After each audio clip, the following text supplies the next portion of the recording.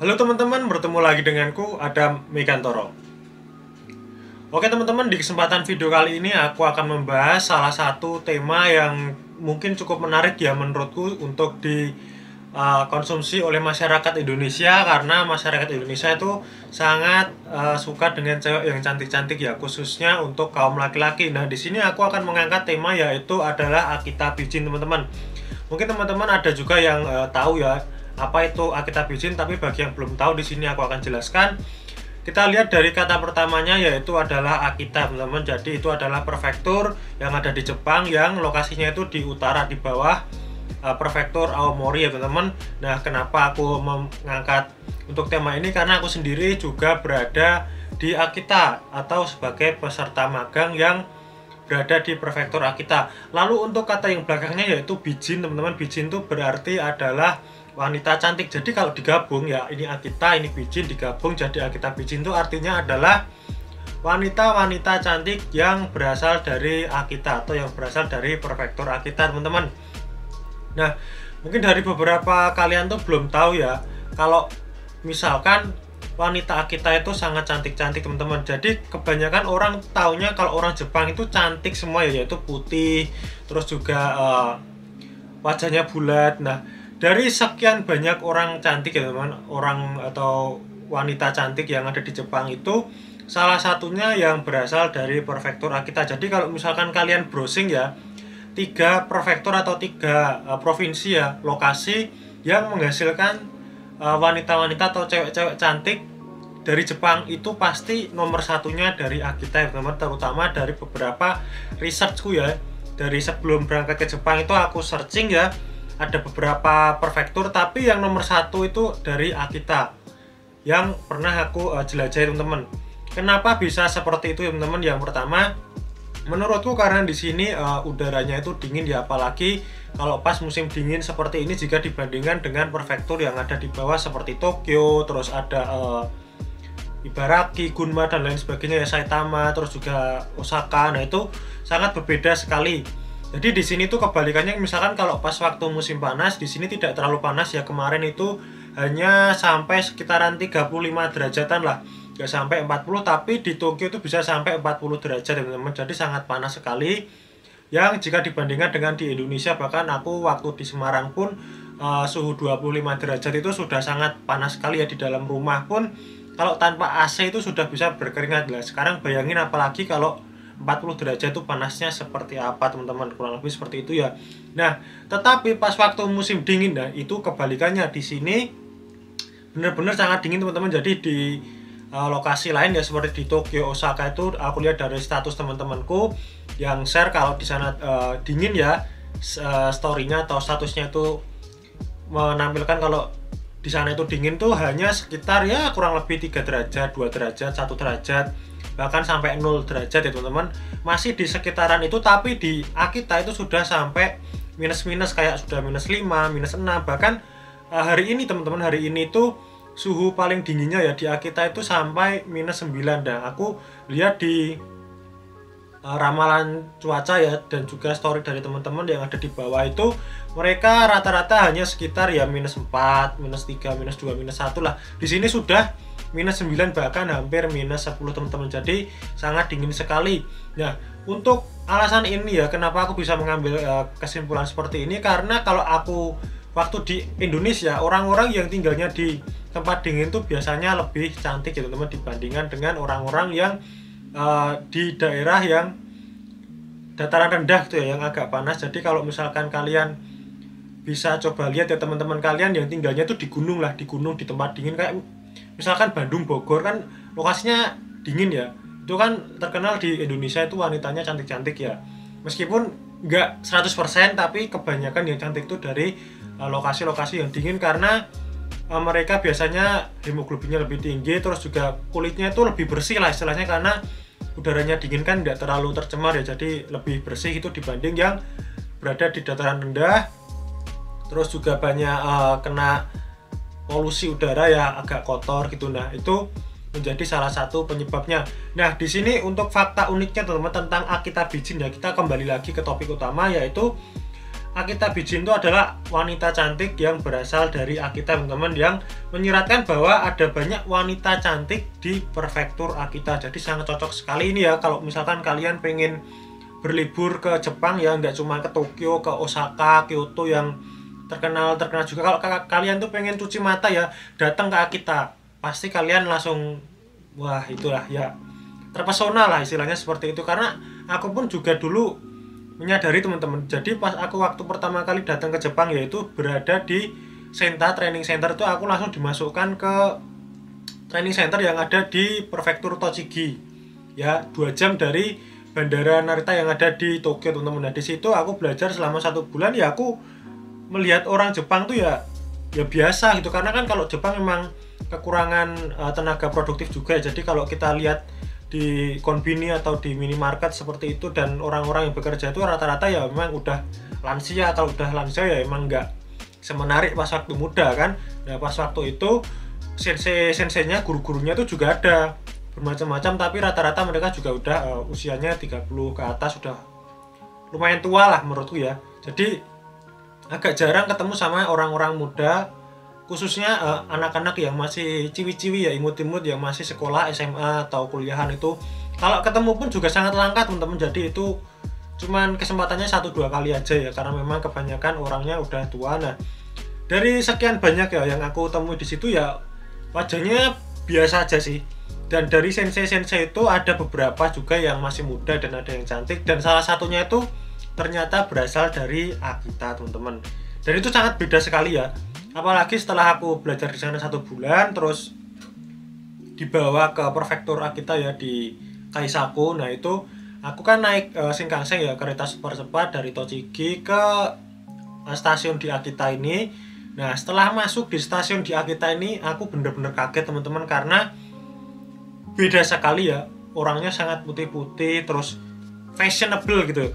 Jadi kalau cewek-ceweknya itu bahkan ada yang perutnya kelihatan, terus ada yang pupunya kelihatan, bahkan ya stylenya tuh kayak orang-orang kebarat-baratan lah, modern gitu ya kan. Terus juga wajahnya cantik-cantik, beda dari daerah di bawah ya, kebanyakan menggunakan masker. Karena kata temanku ya, ini aku juga tidak tahu, kalau misalkan orang pakai masker itu biasanya karena mereka minder ya. Untuk orang Jepang ya maksudnya nggak terlalu yang cantik-cantik banget, tapi kalau yang buka masker itu biasanya yang pede karena dia merasa dirinya itu cantik. Nah di stasiun Akita itu aku melihat banyak sekali, oh wow, cantik-cantik banget, beda sekali teman-teman. Jadi sangat mencuci mata sekali ya, beda sekali. Bahkan waktu aku belajar online kan, di sini aku juga ada belajar online tentang bahasa Jepang seperti itu ada sensei ya dari prefektur Akita ini, ada satu yang dari Shakuso atau dari kecamatannya di Jepang, sama satu lagi ada yang dari Gifu, teman-teman.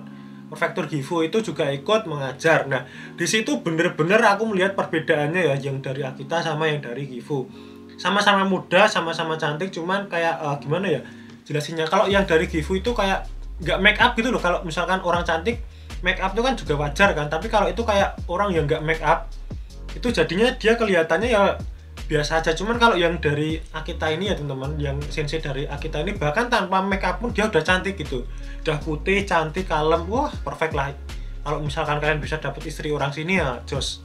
Nah terus selain itu teman-teman, di sini ternyata selain kecantikannya ya, yang mengatakan bahwa wanita di Akita itu kulitnya indah ya, putih, cantik, itu ternyata ada sebuah kisahnya teman-teman. Jadi di Jepang itu, di Akita ya, wanita Akita itu telah dikenal selama berabad-abad ya. Berabad-abad loh, ini bukan tahun doang ya, berabad-abad di seluruh Jepang itu karena kecantikan legendarisnya wanita Akita, teman-teman. Nah, dikisahkan dulu itu di wilayah Ono ya, di Yuzawa, prefektur Akita itu tempat kelahiran Ono Komachi, teman-teman. Jadi Ono Komachi ini adalah seorang penyair terkenal ya di era Heian, yaitu sekitar tahun 794 sampai 1185, yang dikatakan bahwa dia itu Ono Komachi ini adalah wanita yang sangat cantik, teman-teman. Jadi cantiknya itu gimana ya, sampai tersebar lah di seluruh wilayah Jepang ya, sampai tahu bahwa dia itu wanita yang sangat cantik. Mungkin kalau di Indonesia kayak siapa ya, Rora Jonggrang gitu kali ya. Nah terus karena saking cantiknya itu bahkan sampai ada festivalnya teman-teman, yaitu dinamakan Festival Komachi ya, diambil dari Ono no Komachi seperti itu. Nah, festival Komachi ini teman-teman diadakan setiap tahun ya pada bulan Juni teman-teman. Nah, jadi setiap bulan Juni setiap tahun itu ada Festival Komachi untuk memperingati kepulangan Ono no Komachi kembali dari Kyoto ke Akita. Jadi Kyoto itu dulu adalah ibu kota dari Jepang teman-teman, sebelum Tokyo ya. Jadi dulu itu di Kyoto. Nah, jadi untuk mengenang atau memperingati kepulangannya si Ono no Komachi ini dari Kyoto ke Akita, diadakan festival setiap tahunnya teman-teman. Nah, pada festival Komachi ini ya di Akita itu ada banyak wanita-wanita muda yang dari Akita itu, atau wanita cantik dari Akita itu bersemangat mewujudkan semangat Akita Bijin teman-teman ya. Jadi di sana para bijin Akitanya yaitu wah di mana-mana itu ada ya, sejauh mata memandang itu wanita cantik semua ya kan. Oke kalian. Nah seperti itu, mereka itu memakai seperti cadar teman-teman. Jadi meskipun cantik ya sepertinya masih menerapkan budaya Islam gitu ya kan. Tapi bukan maksudnya yang cadar cuman kelihatan mata itu, nggak cuman kayak apa ya, caping, tapi di sini ada kayak kainnya gitu, cuman agak tembus pandang gitu ya. Nanti kalau aku nemu di Google nanti gambarnya akan aku perlihatkan ya seperti ini. Jadi dia seperti pakai caping, terus ada apa sih ya namanya ya, kayak penutupnya itu kayak kain cuman agak transparan, jadi kita masih bisa mengintip gitu kan cantiknya itu seperti apa sih, kok bisa sampai seterkenal itu ya kan. Nah terus wanita dari Akita ini sendiri kenapa bisa dikatakan cantik, karena mereka itu biasanya ya teman, rata-rata itu memiliki wajah bulat, terus juga alisnya lurus ya, nggak bengkong-bengkong, apalagi kayak Sanji ya kan, mungker keriting gitu. Terus juga kalau pak matanya ganda, terus juga hidungnya itu mungil ya itu. Terus dari mulutnya kecil, terusnya berbibir penuh ya, terus juga cenderung relatif tinggi. Jadi kurang apa lagi ya, kayak spek dewa lah, udah tinggi cantik ya kan. Wah apalagi kalau dari pengalamanku berada di tempat kerjaku itu sama orang Jepang yang wanita itu, memang aku akui matanya itu cantik teman-teman. Meskipun kita belum tahu ya maksudnya wajah dia itu cantik atau enggak, tapi minimal kita lihat matanya itu udah cantik gitu loh. Walaupun dia pakai masker ya, kebanyakan seperti itu yang muda-muda. Cuman juga kadang aku juga pernah kena prank ya, maksudnya kalau dari pakai masker tuh kelihatannya wah ini oke nih cantik ya kan. Dia juga bodinya bagus ya. Terus tapi setelah pas minum air ya kan, habis kerja capek minum air, dibuka, nah kena prank. Ternyata ya biasa aja, cuman dari matanya itu memang cantik gitu. Kalau kita nggak lihat full face-nya ya, maksudnya nggak lihat full mukanya itu, wah ini kayaknya cantik gitu. Tapi memang bener-bener seperti itu teman-teman. Kalau misalkan kalian pergi ke Jepang kan untuk berlibur, ataupun mungkin kalian disusah di Jepang, coba kalian pergi ke Akita dan kalian rasakan sendiri perbedaannya ya. Kalau kalian berada di stasiun prefektur kalian itu berada ya, terus juga dengan yang ada di Akita. Kalau misalkan kita bahas masalah Tokyo ya itu sudah lain ceritanya, karena Tokyo itu kan seperti Jakarta teman-teman. Jadi tempat berkumpulnya orang dari berbagai dunia ya, nggak cuma dari Jepang. Tapi kalau untuk Jepang sendiri ya memang kumpulnya di situ, karena kan Tokyo memang ibu kotanya, jadi udah nggak pure yang dari Jepang itu teman-teman. Tapi kalau dari Akita kan memang bener-bener murni gitu loh orang Akita. Sama kalau orang Jepang kita kan bisa ketemu sama orang Papua, orang Batak, orang Jawa, orang Sunda di Jakarta, karena memang itu kan ibu kota gitu kan.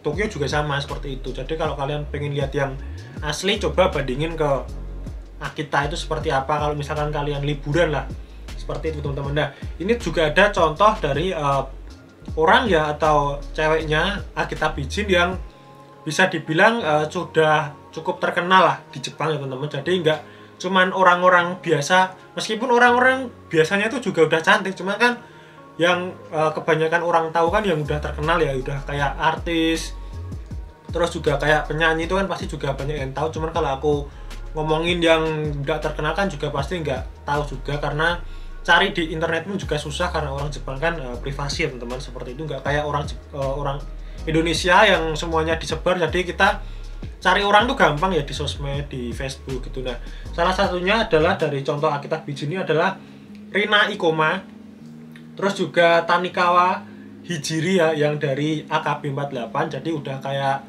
grup idolnya gitu ya. Kalau di Indonesia itu kayak JKT48. Nah terus juga ada Nozomi Sasaki teman-teman yang jadi artis ya. Kalian bisa searching tuh, atau nanti juga aku tampilkan ya untuk fotonya di video ini supaya kalian tahu cantiknya itu seperti apa. Cuman kalau misalkan kalian lihat secara sekilas teman-teman, itu biasa aja gitu, maksudnya nggak terlalu yang wah gimana karena kan orang Jepang memang rata-rata emang udah cantik kan. Cuman kalau misalkan kalian bener-bener punya kesempatan kalian datang ke Akita, terus juga kalian ke prefektur lain lah, kalian bandingkan, itu beda sekali teman-teman. Kayak aku sendiri juga kaget waktu itu, kok bisa, maksudnya orangnya fashionable gitu kan, terus juga cantik. Apalagi kalau pas ada perayaan atau omatsuri itu, wah itu ngumpul semua teman-teman. Jadi di situ ada orang pacaran, ada yang masih jomblo, ada yang masih bocil, ada yang pakai apa yukata, itu juga banyak sekali di situ karena ada umatsuri atau perayaan itu ya. Di situ udah itu kalian lihat semua itu cantik-cantik, putih, cantik ya. Jadi ya emang kalau pengen cuci mata di Jepang ya, nah, kita salah satu destinasi yang top, cocok sekali ya.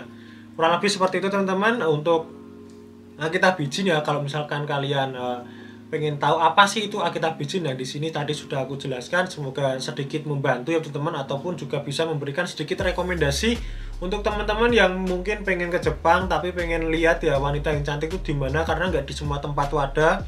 Karena Jepang itu juga usia produktifnya itu sedikit ya, makanya ambil tenaga kerja dari negara luar. Kebanyakan juga kalau kalian di daerah-daerah Jepang tuh ya ketemunya sama orang-orang Jepang. Makanya di sini aku rekomendasikan kalian coba ke Akita teman-teman untuk melihat cantiknya wanita Akita itu seperti apa ya. Nah kurang lebih seperti itu, semoga bermanfaat dan see you di next video. Goodbye.